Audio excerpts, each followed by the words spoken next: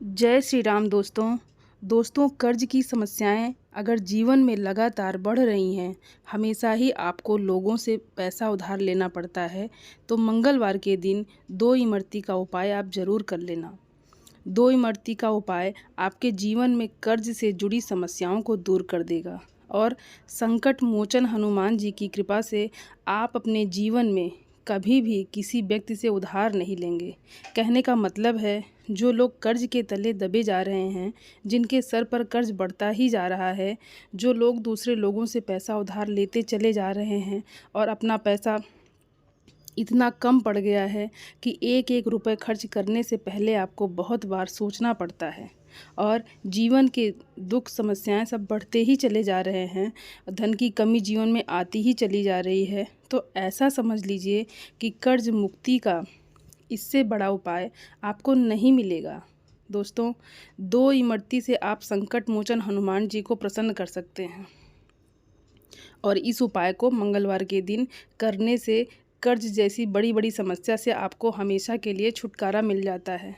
तो दोस्तों, चलिए जान लेते हैं कौन सा उपाय है और कैसे आपको करना है। लेकिन उससे पहले बात कर लेते हैं अपने एक और उपाय की, जो कि कर्ज मुक्ति के लिए ही है। दोस्तों, कर्ज एक ऐसी समस्या होती है कि जब जीवन में आ जाए तो व्यक्ति बहुत परेशान होता है और जब कोई व्यक्ति कर्ज ले लेता है तो वह सही से ना खा पाता है और ना ही ठीक से सो पाता है, क्योंकि उसको हमेशा टेंशन रहती है। हमेशा उसके दिमाग में यह बातें चलती रहती हैं कि जो कर्ज मैंने लिया है उसे मैं कैसे दूंगा। और कर्ज एक ऐसी समस्या होती है जिससे व्यक्ति पूरी तरह से परेशान रहता है। घर का कोई भी सदस्य किसी से कर्ज ले ले तो पूरा घर परेशान रहता है और धन की कमी पहले ही घर में होती है, तो उस पर कर्ज भी कोई ले ले तो जीवन के छोटे छोटे दुख भी बहुत बड़े लगने लगते हैं। तो दोस्तों, चलिए बात कर लेते हैं कर्ज मुक्ति के लिए सबसे पहले उपाय की। दोस्तों, कर्ज जैसी समस्याएं जीवन में अगर बढ़ रही हैं तो आपको लाल मसूर की दाल लेनी है। लाल मसूर की जो दाल होती है, इसका रंग लाल होता है, जो कि मंगल से जुड़ा हुआ है, यानी आपके मंगल ग्रह से। और अगर आपकी कुंडली में मंगल कमज़ोर होता है तो कर्ज जैसी समस्याएं और बढ़ जाती हैं। जिन लोगों की कुंडली में मंगल कमज़ोर हो जाता है उनके ऊपर हमेशा कर्ज रहता है। तो मंगल को जैसे ही आप मजबूत करेंगे अपनी कुंडली में, तो कर्ज से आपको छुटकारा मिल जाएगा। दोस्तों, आपको मसूर की दाल लेनी है अपनी आवश्यकता अनुसार। आप चाहें तो 10 रुपए की ले लें या 50 रुपए की ले लें, जितना आप ले सकें उतने रुपए की आपको मसूर की दाल लेनी है। और किसी भी ज़रूरतमंद व्यक्ति को मंगलवार के दिन आपको यह मसूर दाल दान में देनी है। इस उपाय को करने से बहुत जल्दी कर्ज से छुटकारा मिलता है। 3 से 4 मंगलवार करेंगे तो दूसरे मंगलवार से ही आपको चमत्कार दिखेगा और कर्ज की समस्याओं से आपको छुटकारा मिलता जाएगा। तो दोस्तों, चलिए बात कर लेते हैं अपने दूसरे उपाय की। कैसे दो इमरती का उपाय करके आप अपने जीवन के कर्ज को दूर कर सकते हैं। दूसरी चीज़ कि इस उपाय को करने से कभी भी पूरे जीवन काल में किसी से 1 रुपए लेने की आपको ज़रूरत नहीं पड़ेगी। कर्ज जैसी समस्याएं जीवन में कभी लौट कर नहीं आएंगी। कर्ज में जो लोग फंसे हैं, ऐसा आपको बता दें कि मंगलवार का दिन कर्ज मुक्ति के लिए सबसे उत्तम होता है, क्योंकि संकट मोचन हनुमान जी जो हैं, यह आपके जीवन में जितने भी कर्ज से जुड़े संकट हैं, कितने भी बड़े कर्ज की समस्याएं हैं, कितना भी ज़्यादा आपने लोगों से पैसा उधार ले लिया है, बड़ी से बड़ी कर्ज की समस्या भी दूर कर देते हैं जब आप दो इमरती का यह उपाय मंगलवार के दिन इस तरह से कर लेते हैं। तो जैसे हम आपको वीडियो में बताने वाले हैं, तो वीडियो में आगे बढ़ें उससे पहले आप सभी से रिक्वेस्ट करते हैं दोस्तों कि वीडियो को लाइक ज़रूर करें। और अगर आप पूरी सच्ची श्रद्धा से कमेंट सेक्शन में जाकर लिख देते हैं कि जय श्री राम, तो समझ लीजिए संकट मोचन हनुमान जी तुरंत आपसे प्रसन्न हो जाते हैं। तो जयकारा ज़रूर लगा दें और चैनल को भी दोस्तों सब्सक्राइब करना बिल्कुल भी ना भूलें। दोस्तों, यहाँ पर आपको दो इमरती लेनी है। इमरती आपको बहुत आसानी से मिल जाएगी। जहाँ भी मंदिर होते हैं वहाँ आसपास मिठाइयों की दुकान होती है। 2 इमरती लेनी है आपको। एक दीपक यहाँ पर अपने घर से पहले से ही लेकर जाना है हनुमान जी के मंदिर में। और दोस्तों सरसों के तेल का दीपक आपको लेना है, जिसके अंदर आपको 2 फूल वाली लौंग डालने हैं। अब सबसे पहले मंदिर में जाकर आपको यह दीपक जलाना है सरसों के तेल का। इसमें 2 फूल वाले लौंग जो आपने डाली है, उसके बाद आपको संकट मोचन हनुमान जी को इमरती का भोग लगाना है और संकट मोचन हनुमान जी से प्रार्थना करनी है कि मेरे जीवन में यह कर्ज की समस्याएं दूर नहीं हो रही हैं। आपकी कृपा होगी और भगवान श्री राम की कृपा होगी तो कर्ज की समस्या जीवन से ज़रूर दूर हो जाएगी। तो दोस्तों जैसे ही आप भगवान राम का नाम लेते हैं ना, वैसे ही संकट मोचन हनुमान जी आपकी बड़ी सी बड़ी समस्या को दूर कर देते हैं।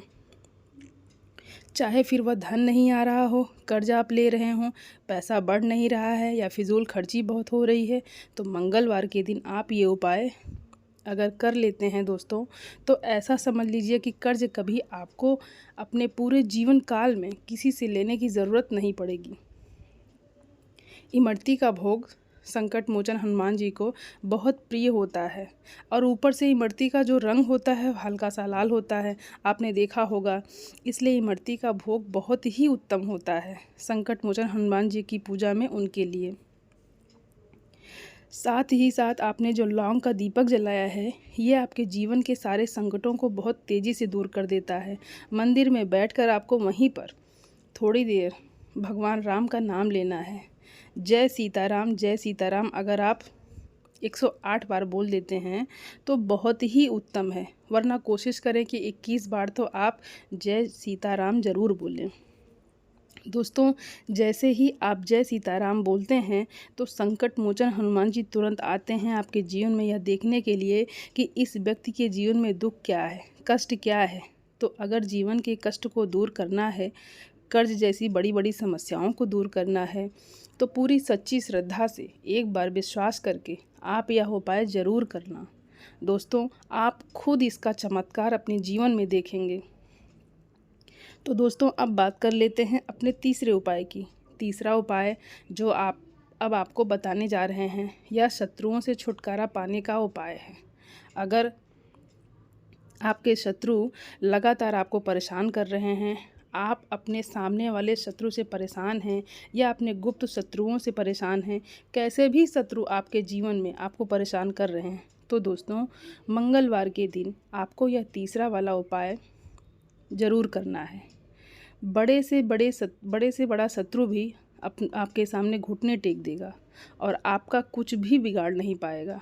तो दोस्तों आपको यहाँ पर फूल वाली 4 लौंग लेनी है, 2 कपूर के टुकड़े लेने हैं और 4 फूल वाली लौंग बिना टूटी हुई लेनी है और लेकर बैठ जाना है अपने घर के मंदिर में मंगलवार के दिन। दोस्तों जितने भी उपाय करें, कोशिश यही करें कि शाम के समय में ही करें।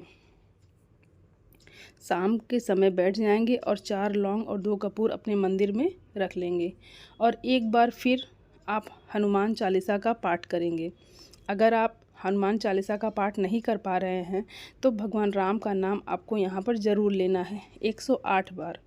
अब आपको 4 लौंग को और 2 कपूर को जला देना है और अच्छे से आपको इसी लौंग और कपूर से भगवान हनुमान जी की आरती करनी है। पूरे घर के मंदिर में अच्छे से उस थाली को घुमाना है जिसमें आपने लौंग रखी है और कपूर रखा है। इसके बाद जब वह लौंग अच्छी तरीके से जल जाएगी, कपूर अच्छी तरीके से जल जाएगा, उसकी जो राख होगी उसे आपको किसी भी डिब्बी में रख लेना है।